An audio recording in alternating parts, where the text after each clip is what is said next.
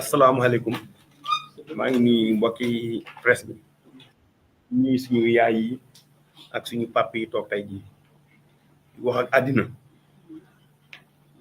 man bi ma juddoo ba léegi maa ngi door a gis circonstance boo xam ni dafa émotionnel yaa ngi naan journaliste soo leen xoolate da nga xam ne seen yaram wala seen kanam am na lu ciy feeñ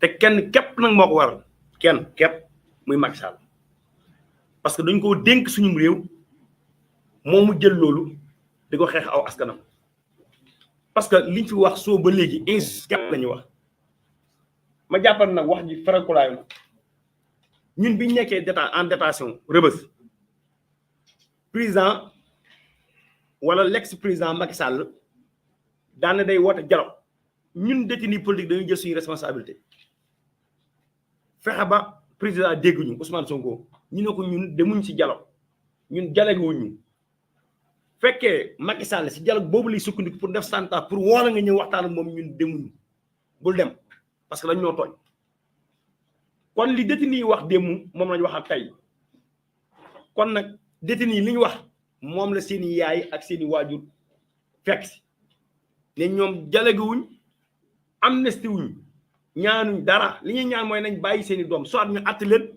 bàyyi leen comme niñ ma def téye ma atu yàlla ne ma defoo dara demal ñibbi soit Macky Sall def ay pexe ba leen kon li may wax amnistie Macky Sall sa amnistie ak sa dialogue famille des détenus politiques ñi nekk Rebeuss ñi nekk Cap Manuel pavillon spécial nekk Ziguinchor nekk Louga nekk Diourbel nee nañ ko xotteet amul ñu njariñ yaa jàppe doomu jaambur bàyyi leen loolu rek la ñuy ñaan ci yow ñaanuñ leneen ñaanuñ njëkk loolu moo am c'est la réalité li am Rebeuss nag fan yi dafa métti ci xol loolu tax may ñaan Sénégal yéen ñëpp góor jigéen mag naw ba ñun ñii les anciens détenus ñun ñii les ex-détenus su jaree samedi ñu jàppaat yóbbaa ñu Rebeuss dañu jàppaat yóbbaa Rebeuss may woo ñëpp tous les anciens détenus parce que ñun dañoo génn ñu nit fàttuñ suñu ay rakk fàttuñ suñu ay xarit fàttuñ suñu ay jarbaat biñ génn ba léegi ñu seen cause di leen xeexal moo tax ñu créé benn mouvement des détenus politiques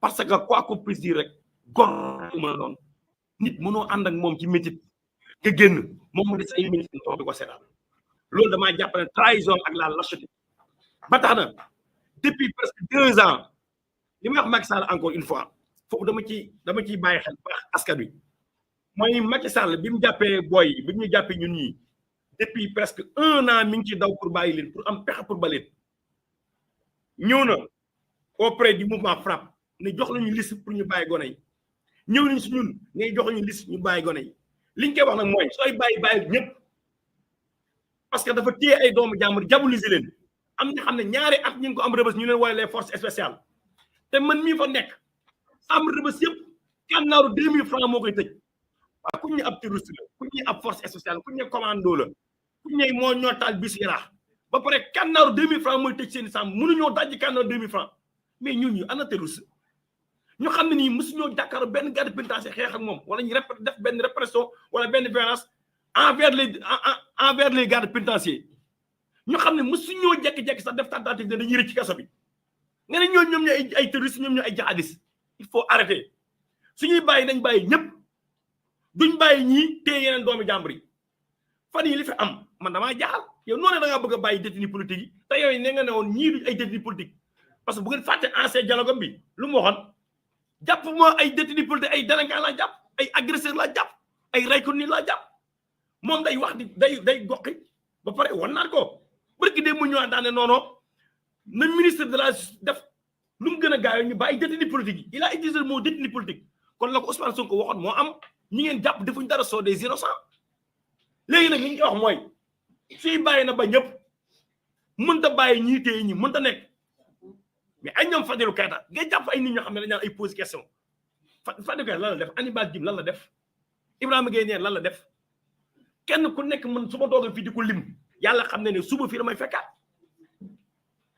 mais on est dans quel pays ñu ne léegi loolu dañ ko war a négocier quoi daf ñu war a woo si dialogue képp ku dem si dialogue bi c'est la lâcheté et tu as trahi ton peuple man loolu laa gëm c'est la réalité ñaanuñ amnistie ñaanuñ lenn li ñuy ñaan mooy ñu atte boy yi wala ñu bàyyi la ñu dem parce que ñu leen jàpp xoolal famille des détenus ñi fi wax ñëpp ngis nii ñu yàgg wooteel Macky Sall la seeni doom peut-être ñoom ñoo am benn amour vis-à-vis d'un leader mais loolu du délit kañ la nekk délit faral nit ñu jàpp la yóbbu la kaso man mii di wax ak yow kenn xamul luñu ma jàppe damaa jekki-jekki ñu yóbbu ma jàpp ma tëj ma ba pare ñun ñuy jàpp ñëpp ay acte 80 la ñuy toppee ay acte et manœuvre en contre la sécurité publique ay appel à l'insurrection yu kenn xamul des gros mots ñu xam ne ñoo fekk Pape Alé Niang fekk na ko mu tëdd si lalam ñu jàpp ko yóbbu ba pare ñu ne ñii seeni doom tey ñoom ñoo nekk ay terroristes seeni doom tey ñoom ñoo taal ay biis te dara amu ci lépp ay nar la kon li may wax mooy détenu politique yi li fi am bërki démb mu nekk mutinerie mooy yaakaar guñ amoon si élection présidentielle yi ñun nous demandons des élections libres et transparentes inclusive moom mëntuñ ko wax inclusive moom mëntuñ ko wax mais li ñuy ñaan Macky Sall mooy ñu nga organiser ay élections Diomaye na bokk parce que moo suñu seul espoir man mii ma nekk Rebeuss Pape Fara mii nekk sama ginnaaw bi mu nekk Rebeuss ñun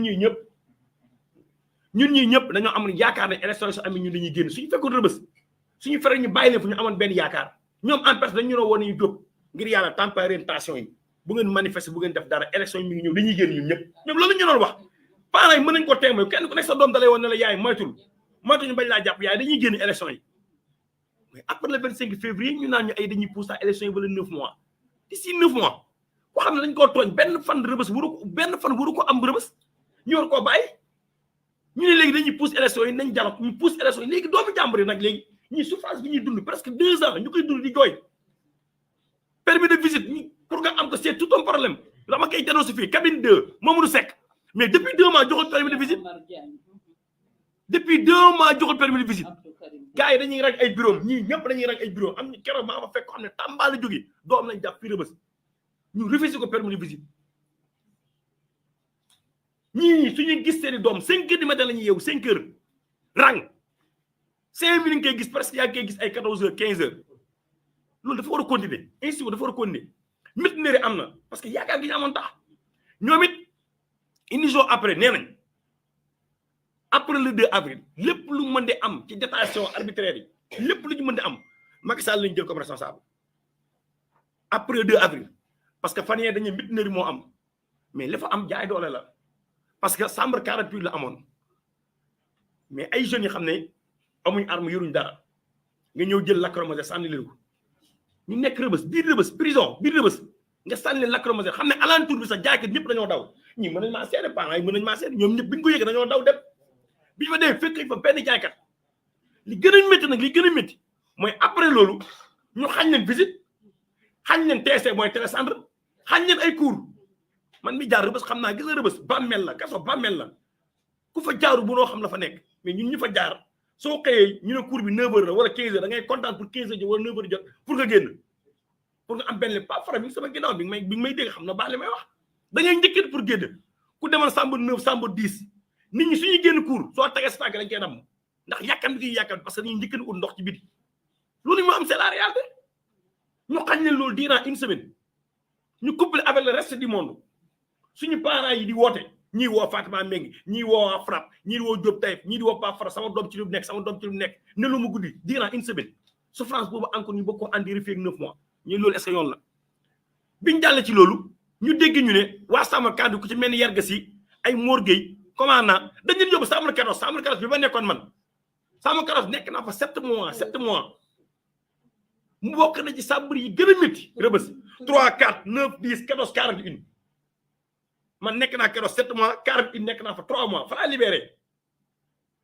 ñu sanctionné leen lu tax ba léegi ñu ngi keroos ba léegi ñu ngi keroos man xam naa keroos chambre ba presque 140 et quelques personnes ñoo fa nekk benn douze moo fa am bokk na ci chambre yi gën a tàng Rebeuss parce que waañi spécial fa la nekk man xam naa baax li may wax ndax la dañoo ñàkk yaakaar benn discours lañ dégg dutu am ñu leen kon yéen seen liberté dañ koy bàyyi fii 9 mois ñooñu ñëw di naqaru di wax na ñoom dañoo métti ñu yóbbu leen gën leen invité waat beneen souffrance en fait li may wax daal mooy na kilifa diine jël seen responsabilité parce que rien n'est encore trop tard lii ñu ngi koy door a gis àddina presque 2000 et quelques personnes nga téye leen ci lan dañoo far koo xam ne nii ànduma ak moom loolu dafa war a jeex ci biir réew ñun nag la ñuy wax encore une fois ñaanuñ dialogue lii suñu yaay def ñun ñoo ko waroon jiitu ñun ñoo xam ne les anciens détenus ñun ñoo waroon jiitu lii si ñoom mais incha allah bi samedi ñun ñooy jiitu nous serons dans les devants incha allah bi nii ko suñu yaay defee def conférence presse ñun ñii suba wala gannaaw suba dañuy def conférence presse appelé leen jàppale leen taxaw leen parce que moo ñu war wasalaam.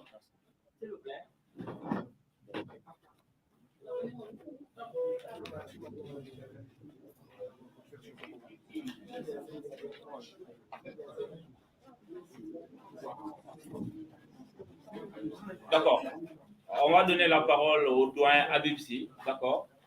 Le Amnesty, il va parler pour après on fait une conclusion. Si vous avez des questions, on en termine.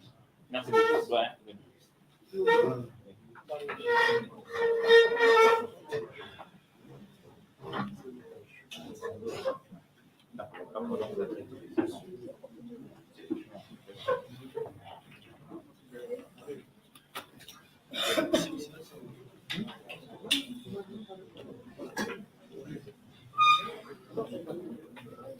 Asalaamaaleykum mbokk yi yéen ñëpp maa ngi leen di masawu man maay Jacques Habib Sy am na lu mot juróom fukki at ak léegi bi ma nekkee di toppatoo affaire droit de l'homme affaire politique bokkoon naa Rassemblement national démocratique fi mu nekk nii maa ngi bokk ci cabinet président Ousmane Sonko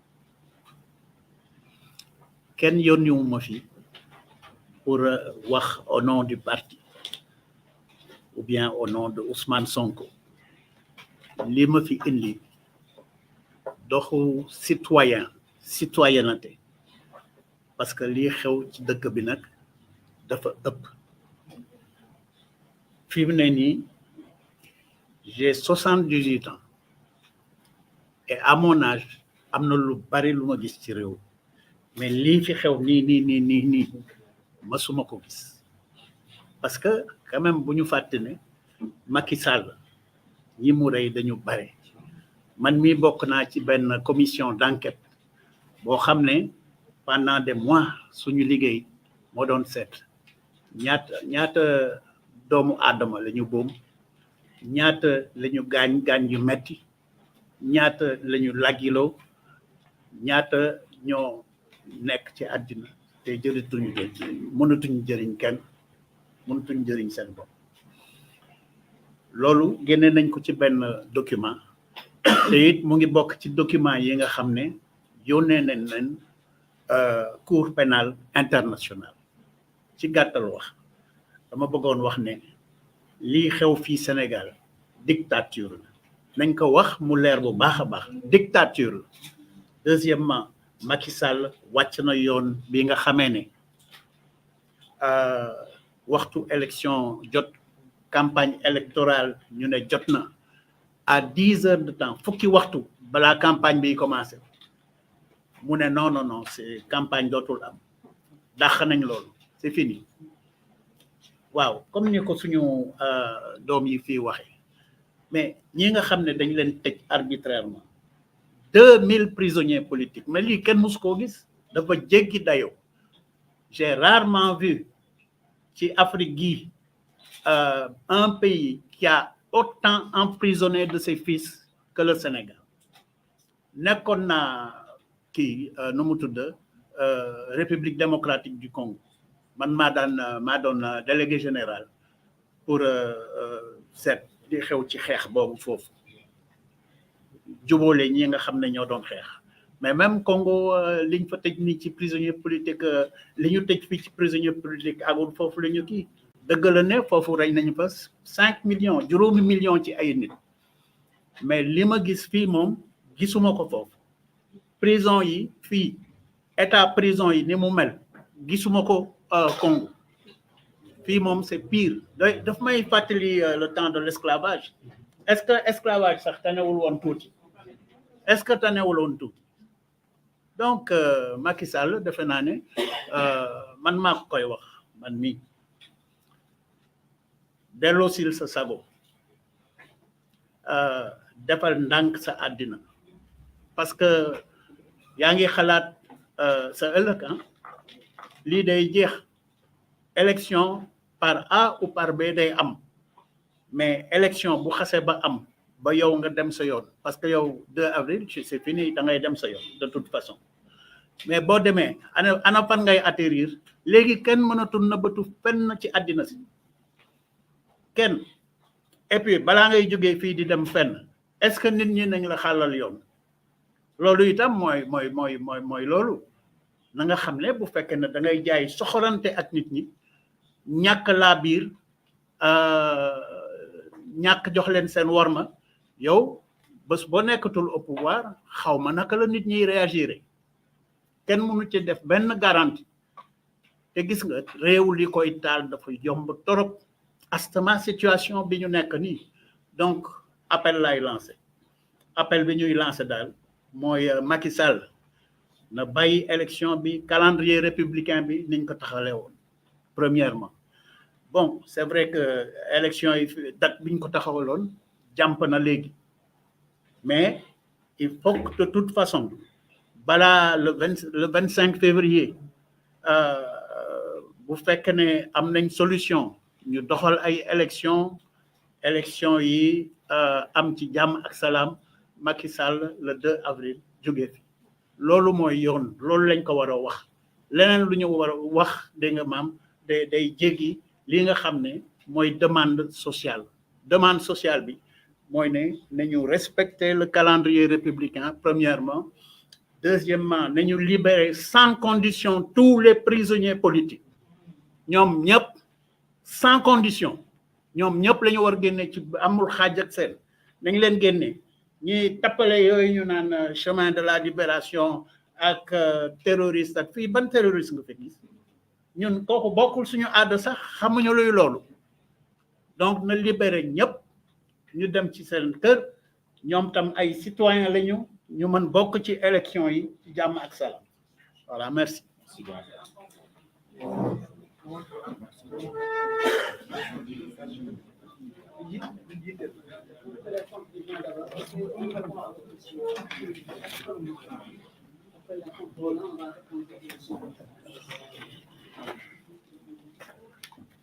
Je pense que l'essentiel a été dit par les parents des détenus et par le doyen Habib et également par Diop Taïf, l'ancien détenu. Les détenus vivent depuis plus de 2 ans une situation invivable. Les parents des détenus vivent depuis plus de 2 ans une situation insupportable.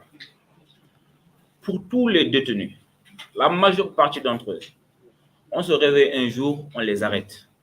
Sans convocation ni appel. On vient les enlever chez eux, c'est un enlèvement. On les amène au commissariat central. Une fois au commissariat central, on les amène au parquet. Après 2-3 jours, on les amène au parquet. La loi sénégalaise a inventé ce qu'on appelle retour de parquet, qui est un terme qui ne fait pas partie des termes juridiques. Ils ont inventé retour de parquet. Le retour de parquet veut dire on t'a amené au parquet, mais comme on n'a encore rien pour te mettre au mandat de dépôt ou bien pour te libérer, on te ramène au commissariat le temps qu'on fabrique des éléments de langage pour pouvoir t'amener à Rebeuss. Il n'y a qu'ici au Sénégal que les gens ont banalisé 10, 15, 20 jours de garde à vue. Nulle part dans le monde, on voit des enfants faire 10, 15, 20 jours de garde à vue. Je me rappelle en 2019, j'avais fait 7 jours de garde à vue, mais c'est invivable les gardes à vue. Les commissariats du Sénégal sont invivables. Vous arrivez sur une cellule où il n'y a que des carreaux. Il y a de la pluie, il y a de la pisse. On te fait vivre dans cette cellule-là pendant 20 jours. Souvent, on préfère qu'on nous défère, qu'on nous place sous mandat de dépôt que de rester sur ces commissariats-là. C'est une situation invivable pour les parents. Une fois qu'ils fabriquent leurs preuves, ils choisissent entre l'article 55 et 100, parce que quand ces articles-là sont cités, vous êtes automatiquement placé sous mandat de dépôt.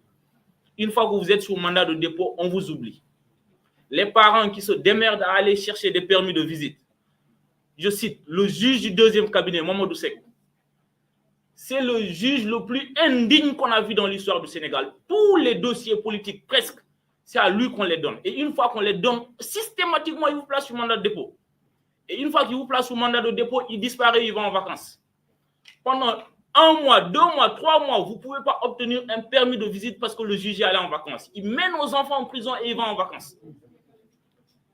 Et à partir de là, comme le dossier est en instruction, il peut rester plus d'1 an sans entendre l'enfant sur le fond, sous prétexte que le nombre de détenus est élevé par rapport au dossier qu'il a. Mais c'est lui qui les met en mandat de dépôt sans preuve. Mais après cela, il ne s'arrête pas là. L'enfant peut faire 1 an sans être entendu sur le fond. Est-ce que c'est normal les longues détentions carcérales? Sans avoir un seul élément de preuve de la culpabilité de l'enfant, vous le placez en prison pendant 1 an, 2 ans. Et tous, jusqu'à aujourd'hui, tous ceux qui ont été jugés ont été purement et simplement relaxés. Personne d'entre eux n'a été jugé coupable. Ceux qui ont fait plus de 1 an, quand on les juge, relaxe pur et simple. Souvent, quand ils veulent mettre la forme, on te dit 1 mois de sursis, alors que toi, tu as fait 1 an, 1 an et demi en prison. Mais les procureurs, ils doivent se réveiller. Ils sont allés à l'école sans connaître Macky Sall. Ils ont fait leur formation sans connaître Macky Sall. Ils sont arrivés au barreau sans connaître Macky Sall.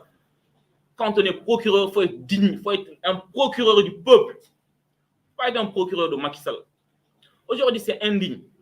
On a même parmi nous des parents, les enfants des anciens procureurs qui sont aujourd'hui en prison. Est-ce que les procureurs, ils essaient un peu de se mettre à la place de leur collègue qui a servi la République pendant plus de 30 ans? Il était là, au niveau de la justice sénégalaise, à défendre la population. Ce dernier, vous attrapez son enfant, vous le mettez en prison, sous prétexte que son père n'était pas d'accord, son père ne voulait pas être marionnette de Macky Sall, son père ne voulait pas être soumis à Macky Sall, mais voulait être au service du peuple.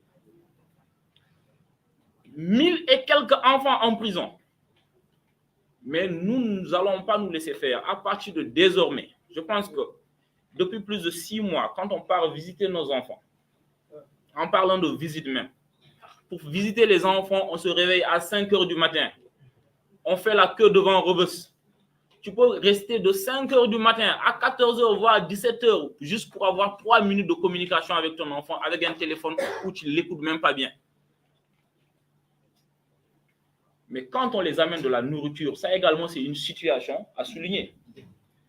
Le nombre de détenus à Rebeuss est tellement élevé que l'administration pénitentiaire ne peut pas en prendre en charge l'intégralité de la nourriture des enfants. Les parents sont obligés de quitter la banlieue tous les jours. Quitter la banlieue, prendre des bus, prendre des cars rapides, prendre des tchak-tchak pour arriver à Rebeuss. Et ils n'ont pas les moyens de le faire. Une fois à Rebeuss, vous déposez vous arrivez à 14 h, vous déposez le plat, l'enfant va peut-être avoir le plat là vers 17 h, 18 h, 19 h. Le plat là, il n'est même plus de qualité parce qu'il va faire tout un circuit où ils vont, si c'était du mafé par exemple, ou bien du tchéboudienne, ils vont tellement le tourner. À la fin, quand l'enfant reçoit, il reçoit un plat qui n'est pas de qualité. Peut-être même un plat pourri après. Les parents vivent des situations invivables. Nous, parents, quand on part visiter Rebeuss, une fois devant la porte, l'odeur que tu aspires montre un peu le climat qu'il y a à l'intérieur. Imagine-toi dans cette situation-là, on te dit que ces enfants-là, à chaque fois qu'ils nous appellent, ils nous parlent un peu de leur situation, dans une chambre où il y a peut-être une petite fenêtre de 50 mètres carrés, où vous êtes plus de 150 personnes, on vous jette des gaz lacrymogènes. Mais est-ce que ça, c'est compréhensible? Mais est-ce que ça va?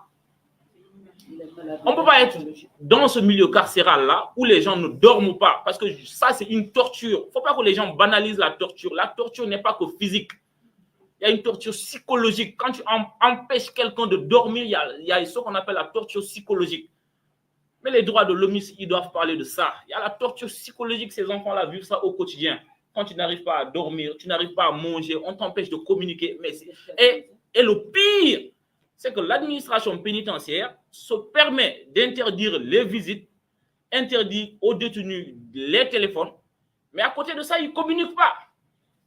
Mais quand il y a une situation qui se passe dans un milieu carcéral, Mais il faut communiquer, il faut écrire des communiqués, faire comprendre aux parents, voilà ce qui s'est passé. Voilà, on interdit des visites, on interdit les téléphones, voilà la raison. Même si c'est faux, vous communiquez. Mais comme ils savent qu'ils sont toujours dans le faux, ils ne sont pas dans le respect des textes, à l'image de Macky Sall, qui aujourd'hui se permet de repousser les élections, de se faire une prolongation, de se faire un bonus de mandat. L'administration pénitentiaire aussi fonctionne un peu pareil.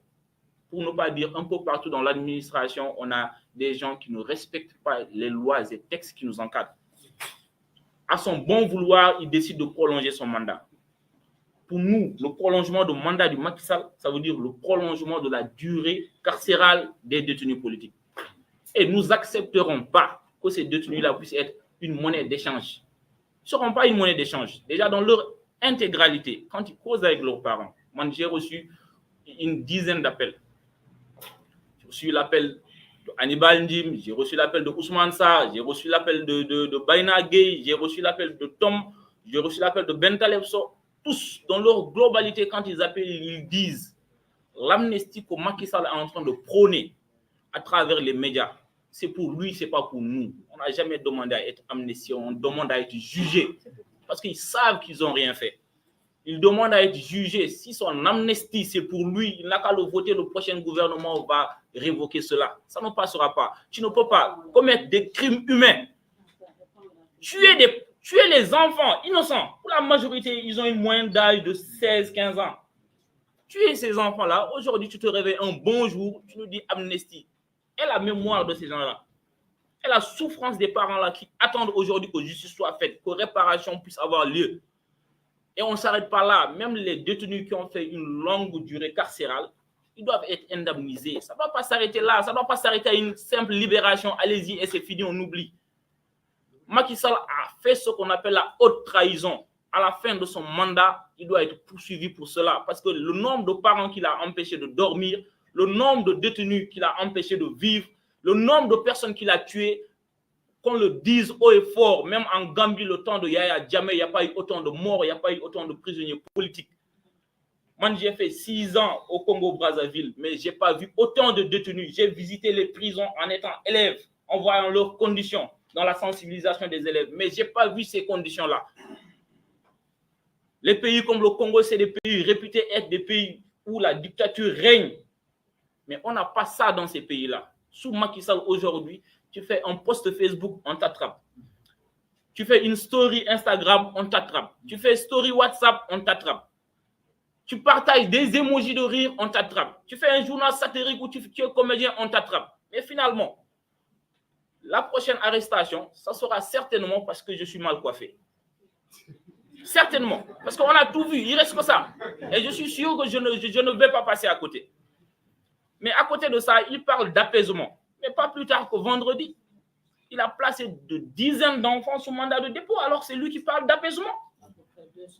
Comment on peut passer un apaisement comme ça? Vendredi, tu attrapes des gens, tu empêches les gens, les manifestations silencieuses, des marches silencieuses, pour te montrer la bonne foi de la société civile, la bonne foi des Sénégalais. Ils disent on va organiser une marche silencieuse.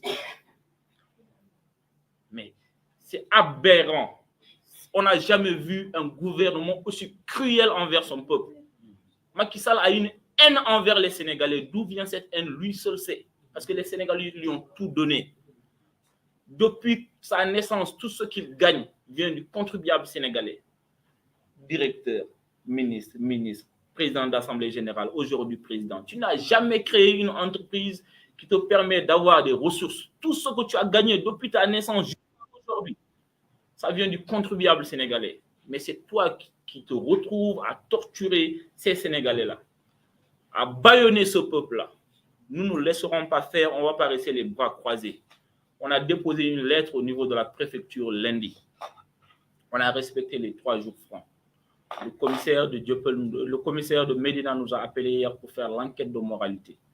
Aujourd'hui, on va poursuivre l'enquête de moralité. Samedi 17, Inch'Allah, nous irons à la place de la nation pour manifester notre mécontentement par rapport à la séquestration de nos enfants, par rapport à la continuité des arrestations, mais aussi par rapport au non-respect du calendrier électoral. Parce que ça nous impacte directement.